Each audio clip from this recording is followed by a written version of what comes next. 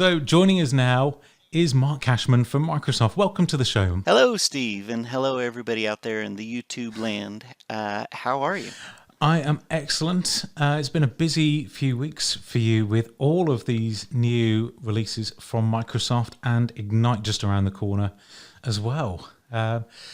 Yeah, it seems like there's no stop to the preparation, and then when it comes to execution, then you look, man, we just published a whole bunch of things. So yeah, it's been busy, and I imagine it's busy for you as well, doing the whole keeping up with it, meeting with customers, life maybe. Yes, yeah, absolutely. It's been a really busy year, and shifting to work in this way with customers has been interesting. Not without Yeah, its I bet. challenges.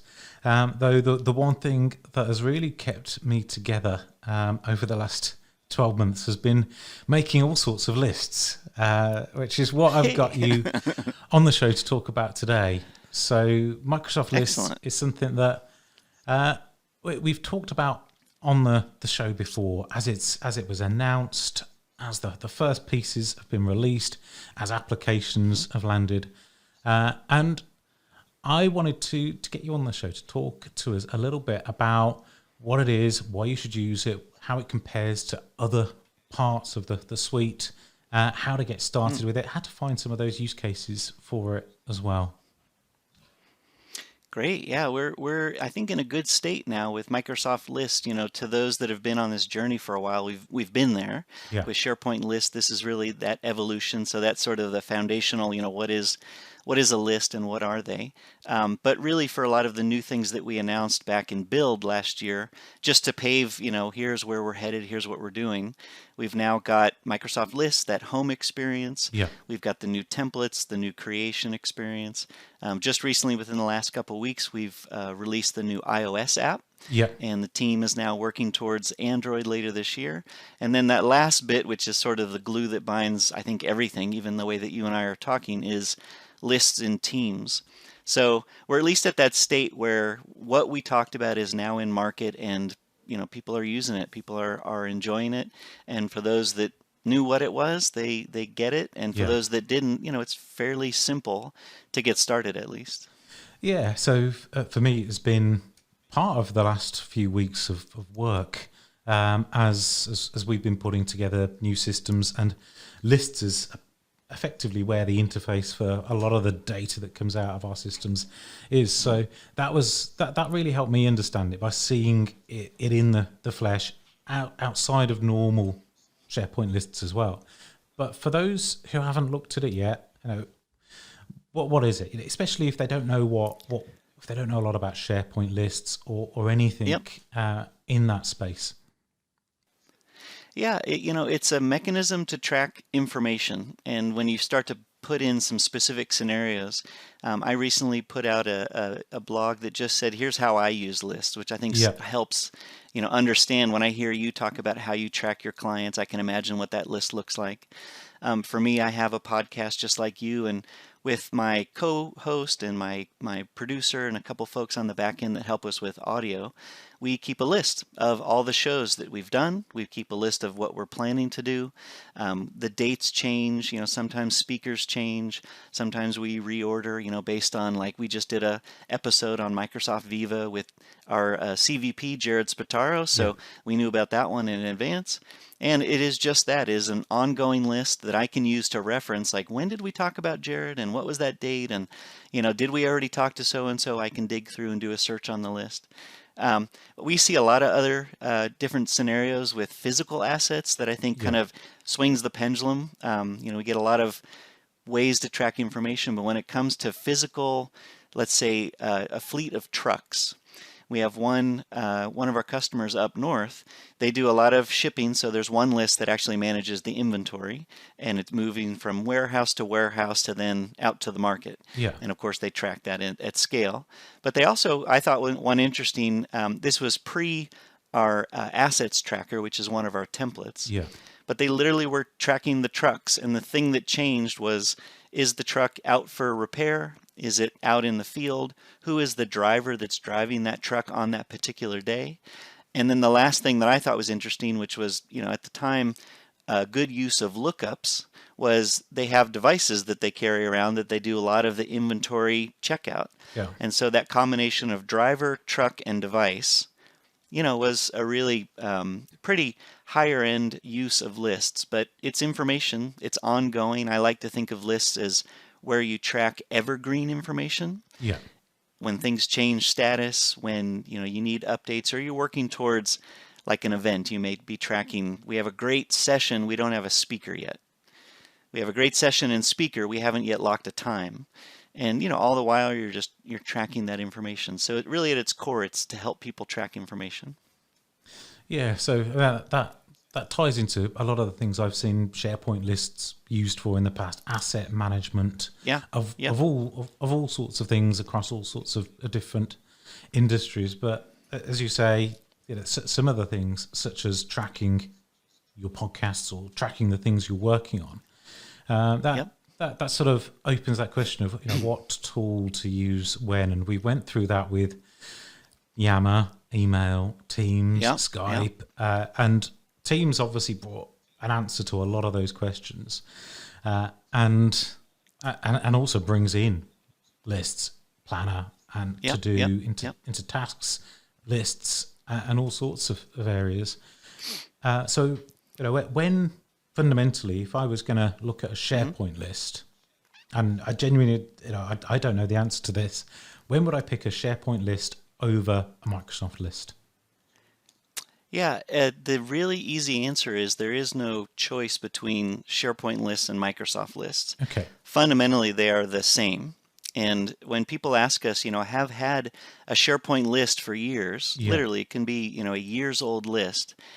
Do I need to move that to Microsoft 360, Microsoft lists? Do I need to migrate? Do I need to copy paste? Do I need to do anything? And the reality is no. That list will show up on your list home. So reference to the list, you click it and it goes to the list. Yeah.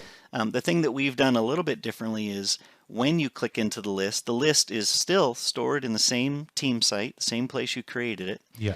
But the visual experience, if you go from the Microsoft lists entry point, will be no left-hand navigation, no Chrome, that you would have in your team site, and whatever else you might have had. Once you're in the list, you're just in the list. Now, if I am in Microsoft lists and I click into what was started as a SharePoint list, and I click on the name of the list, I can actually eventually see that, yes, it's in a team site, and I can get to that team site Chrome. But the list itself, if you're in SharePoint today and you create a list, you get the same now new create list experience. If I'm in Microsoft List, and that's where I start on the home page, and I go to create a list, I have the same create list experience. And to take it a little bit further, if I'm in Microsoft Teams and I want to create a new list, I go to add a new tab, choose the Lists app, but eventually I get to the point where I'm choosing the same set of templates, same creation experience, and just to round trip it, when I create a list in Teams, ultimately I'm creating the list in the SharePoint team site that we know is connected. That's where the files are stored. It's any of the pages that you might have built and put in as tabs. But you're doing one step differently. You're creating from Teams, but the platform is the same. So in that one, it's kind of easy. There is no this or that. They're the same thing. We have one lists product in Microsoft 365. And at this point in time, we're in a little bit of a transition where we have the reference to SharePoint lists and Microsoft lists. But ultimately, they are all now Microsoft lists. Okay. So is there anything that signifies that something is a Microsoft list, such as it'll be, if it's in a team or if it's shared with other people, it'll be group connected or it'll be in your OneDrive versus a standalone SharePoint site collection? And then other flags as well that tell it to show in the client. I mean, there's not a whole lot from an end user. If you weren't the one that created the list, depending on where you're accessing it from, there are a lot of teams that are still very SharePoint centric. And we know we can connect them to Teams, and we've pushed that. But at the same time, if there are different scenarios where you just need a team site, there's not a lot of conversation, it's just managing content. Those entry points would be, I'm going to send you a link to the list, or you're in the site and you're going to click the left-hand nav because I've up-leveled that list. Or, if you really need to, go to the site contents, choose your list.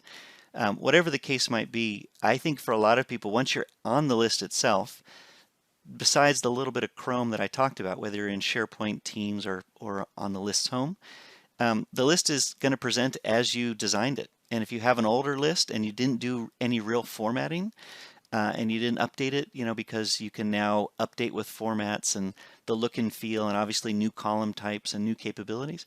But if you did nothing, it'll just look like it used to. Now, though, if you go and create it with a new template, the thing that the template really brings that I think makes lists come alive is some of that formatting is already baked into the template. Yeah. And some of the choices, which might have a different color, and some of the ways that one column might affect the other based on the choice that you make. Some of those things are built into the template, which for a lot of users would have been in the past another level of skill that they might not have learned, or that they didn't take time because they don't have time.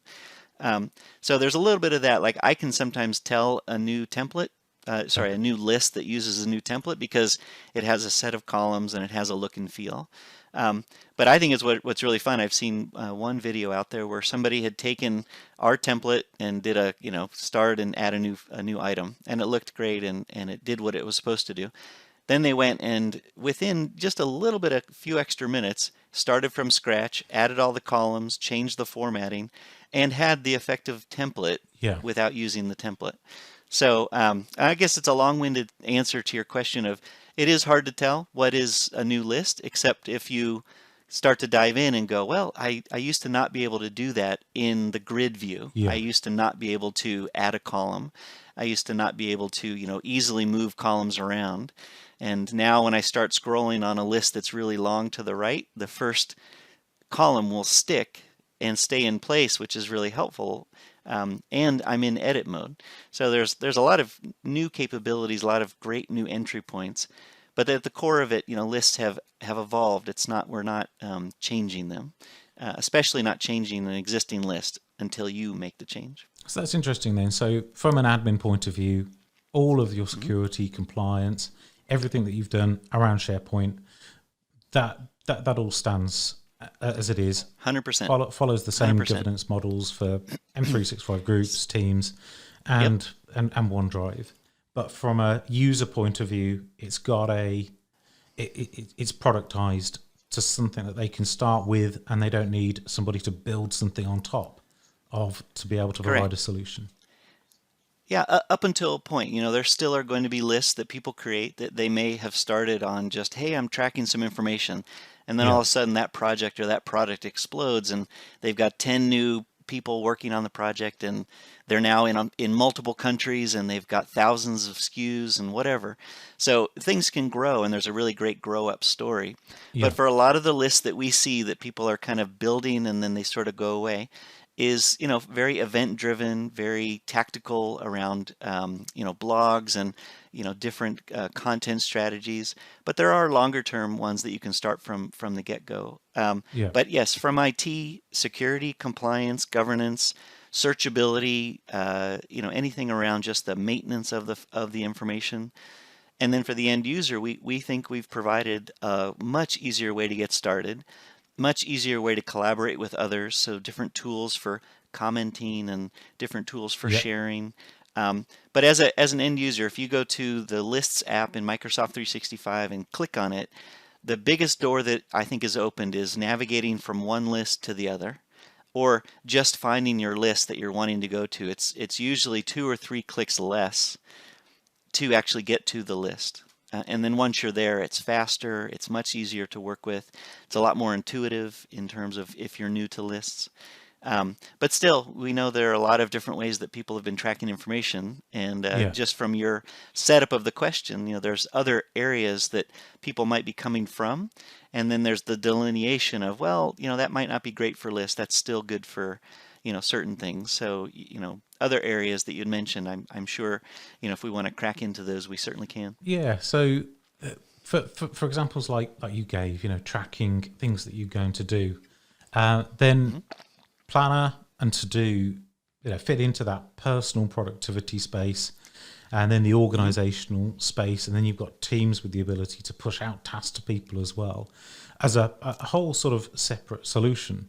But when I read your article about how you use it to plan your podcast, Hmm. um, Hmm.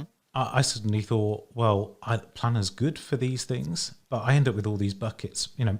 I thought it was the right tool for the job to start with. And then I looked at Yep. what you'd done and thought, well, actually, maybe I need a list.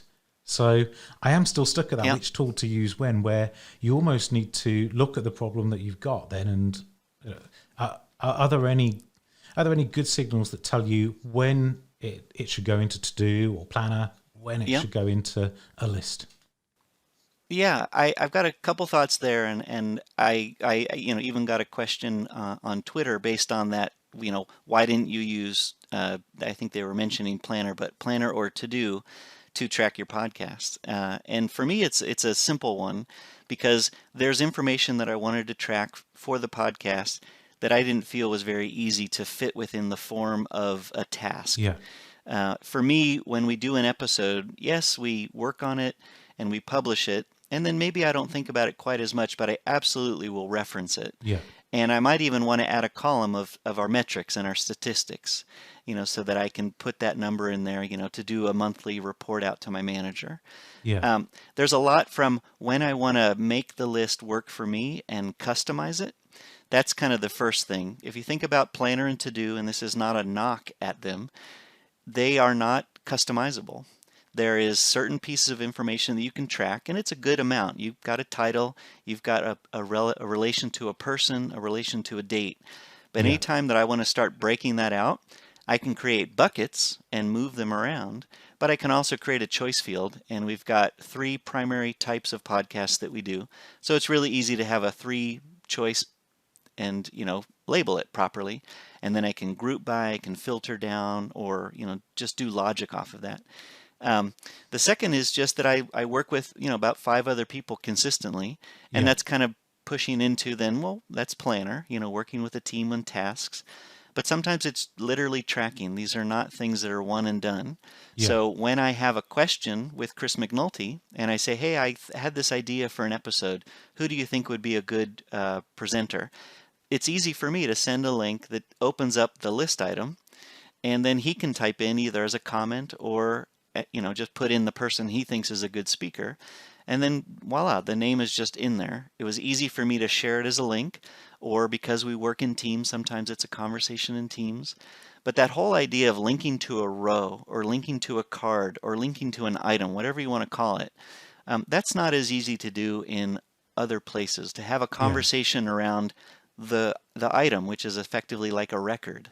Um, so I think that's sort of the second part is if there's a lot of collaboration, conversation-oriented collaboration, or yeah, I want somebody else to fill in something, that just seems more natural to do in list. But the last pit, which is sort of starting at the very beginning, is if something is not a task, like I mentioned the driver scenario, yeah, they're not tracking a task. They're tracking a physical asset that's going to go through different states and change, and sometimes even be retired. But yeah, we still need to know about it. What all devices have been retired? Which trucks are out today? And I can pivot on those very quickly. I'm not moving them to boxes because I know which box to move it to. Somebody else has listed it, and I can pivot on it and do maybe like even a quick cheat report. So there's just a lot more flexibility in what type of information is it? Is it not a task? That's easy. If it is a task, then consider if it's just a simple yes, no, done, it's gone. For me, like an individual task, like I wanted to make sure I followed up with my vendor. I'm just going to write that in to do. And yeah, I'll call them and then I'll check it off and I'll never look at it again. But that's a task. And if you look at our templates that we've published with lists, I think that gives another lens on what type of information are we talking about. Some of them will look a little project oriented, some of them look a little task oriented, but 8 out of the 10 or 11 of them have nothing to do with tasks, even if it might look like you could use one tool versus the other. yeah, And sort of the last part of the answer, if I were to track my podcast in Planner, I would have to conform to Planner. And there are just some things that just would be, a little bit frustrating or a little bit hard. But if I'm working with a team and we've got a project and I get assigned to write a blog for the whatever launch, yeah, great. Somebody's going to assign me a task. I'm going to write it. I'll probably break out and do my own little subtasks. But at some point at the end of the day, I'll go and I'll mark it as complete, submit my blog, and then we're out.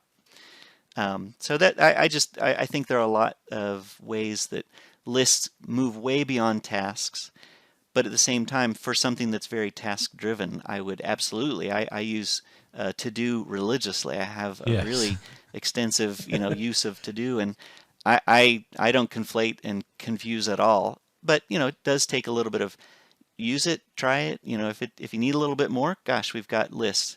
If you're just doing X, that might be a good use case for to do.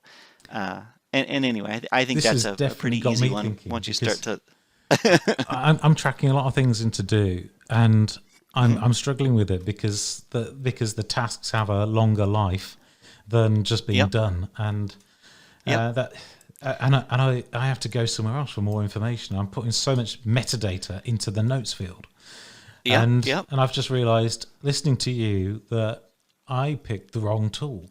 But there wasn't anything else at the time. But I'm coming back to, well, there Yep. Yep. was SharePoint list, but I thought that was overkill because I wouldn't have a mobile Yeah. app and all this sort of stuff.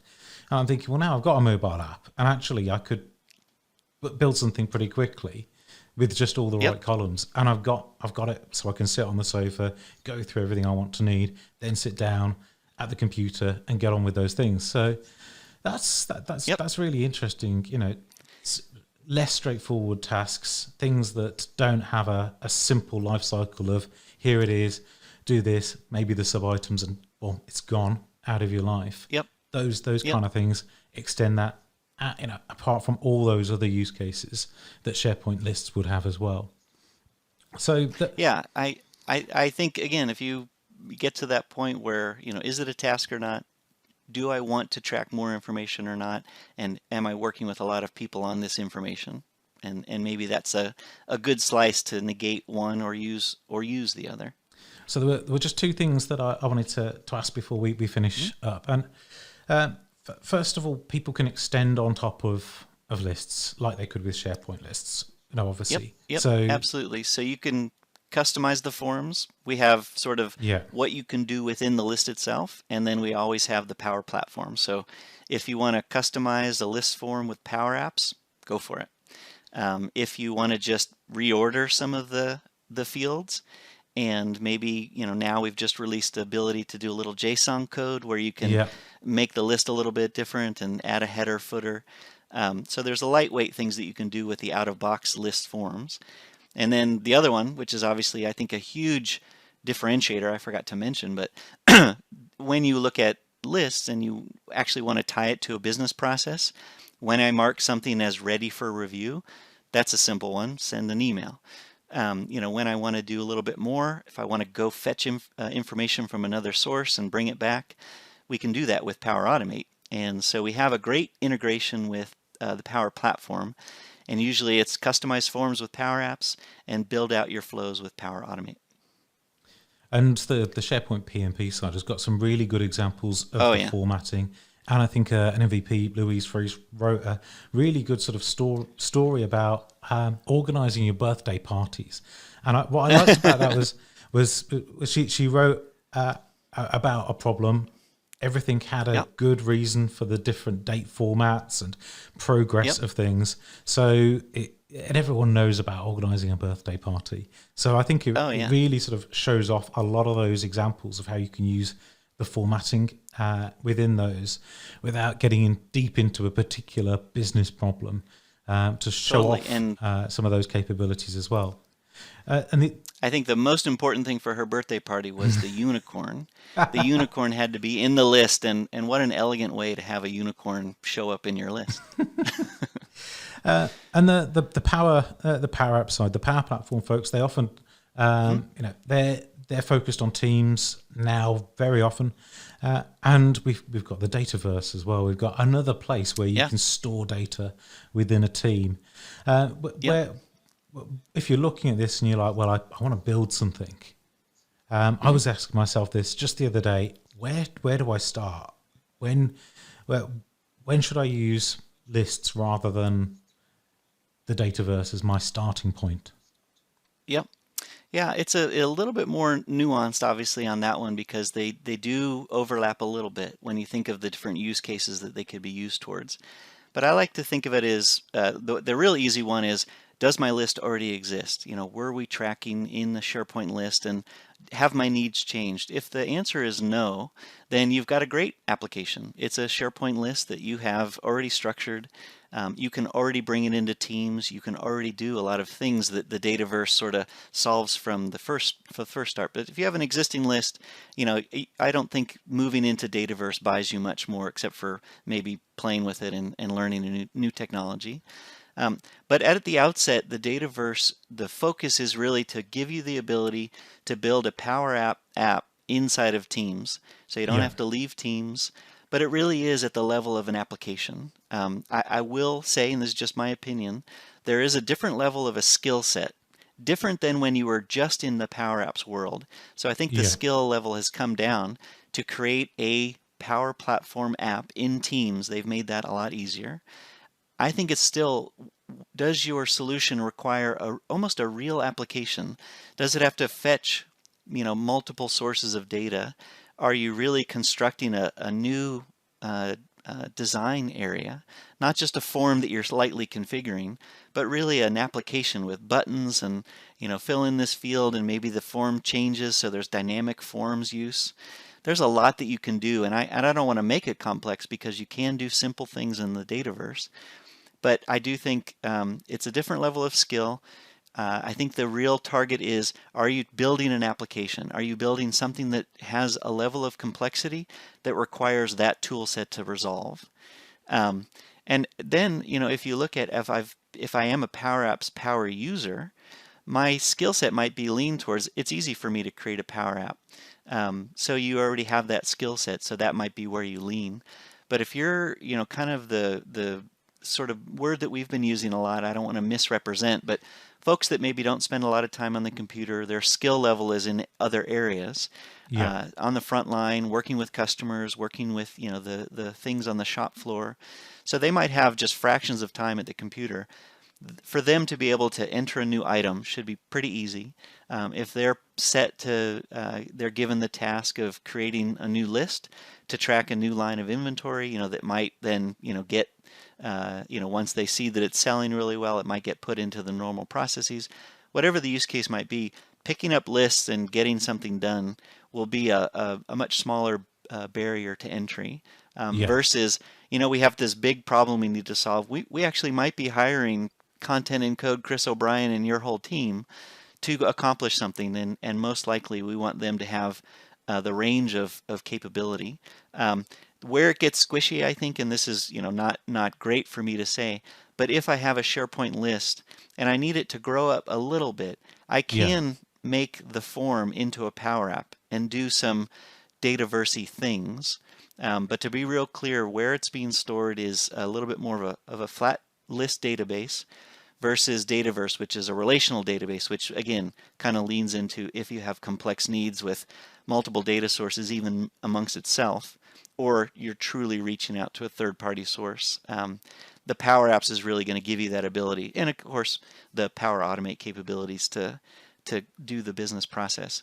But it may be the long answer, but I think they're very different use cases, but it might be different on where you started, what your skill set is, and what's the complexity of what you're looking to accomplish.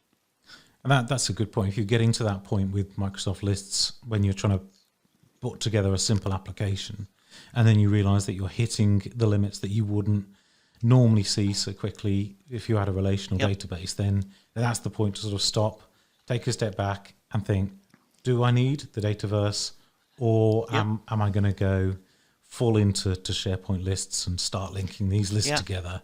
And will I think that suit me long term? Yep, one pretty simple example that happened recently. I happen to be, a SharePoint product manager for a while, and now product managing Microsoft lists. So I know how lists work and I'm comfortable with them. But my peers who are in the marketing space that are marketing other products don't have the same level of comfort. And so on one occasion, I helped one of my peers create a mechanism to track their blogs and their social outreach.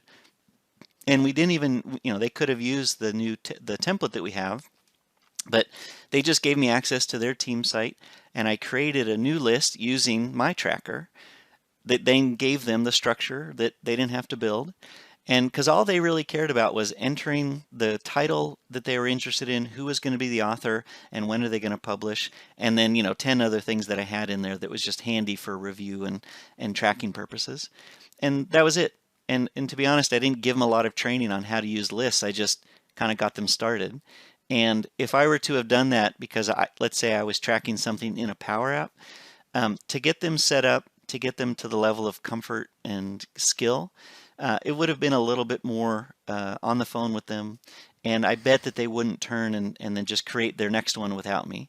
And in this case, the next time this person did need something, they reached out and they said, "Oh, why don't you try?" That would be a great use of the event template, because they were scheduling a smaller internal event with about 10 sessions. Really small use case, super easy to do. With the template, it gave them everything they needed. They actually, minimized a couple of columns, and they were off and running. And that was just pointing them to the right template. Outside of that, I didn't get any calls, no help calls, and it was pretty easy for them to then track that event. So that the last thing I wanted to ask you about, I know you've got a new adoption hub for Microsoft Lists that's just launched.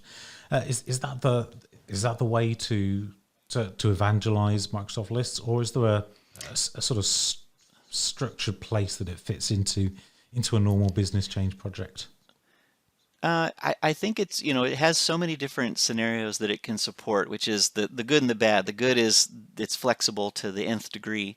The bad is sometimes, explaining that to a new user, like your questions, what to use when, how do I use this, what do I use it for? Even if I'm only looking at lists, still to get up to speed, we have those as a part of the adoption center, so that it's the what, you kind of rip that out of the way pretty quickly. Leaning in on showcasing a lot of the templates, there's a nice thing that we call the lookbook, which is similar to showing a SharePoint site. Here's what you can do with the site. Same with the list. It really visually characterizes, here's what you can do. Here's an example. There's also a lot of things for admins that just help to evangelize, emails that you can send, copy paste, put your name on it, obviously change for whatever it needs. There's training that we, can sort of train the trainer. And it fits within the broader adoption center. So my peer, and really a little bit more senior than me, to be frank, but my peer, Caruana Gatumu, who owns the adoption center, has really set a really nice structure for a lot of feedback that we've gotten over the years of what works, what do you need. And so we wanted to build a node for lists. So when you go to aka.ms/lists adoption, you'll see all the tools, all the resources, the kind of getting started, tips and tricks for the admins for scaling and rolling out. And then it sometimes just starts to look like, well, how do you adopt any technology? And so we've tried to blend it into, if you're adopting Teams, List is a part of that. If you're just adopting List, we've got that. If you're adopting all of Microsoft 365, well, that's going to take another deep breath of air, but it's there to just help admins primarily, but also some tools for end users to get some of that examples and what is this thing? How does it work for me? So if you're starting your new Microsoft 365 deployment and you're doing that user research, then this is where you might find material that's going to bring into that to answer some of the problems that people have. But I did notice if you are working with your business change team, then there's resources like Day in the Life, user stories, that they will recognize immediately and be able to either use as is or repurpose or build their own, explaining that step by step, how it affects somebody's life, how a team might use this through the day. And they'll be familiar with presenting that kind of information to people in their guidance and in their demos already. Yeah, so my another peer of mine, Andrea Lum, was the one who really created a lot of the material, and we both worked on just getting things done. The Day in the Life, I think, is a prime example of what the goal of the Adoption Center would be. Was you should make it to about 2/3 of the way down, maybe even half the way down, and go, okay, I get it. And we hope that we're covering a couple of different scenarios where people go, I can see myself doing that. Like your aha moment. okay, I may have started with the wrong tool, but now I see, if I use in the next time I do it, and there's no shame in using multiple tools.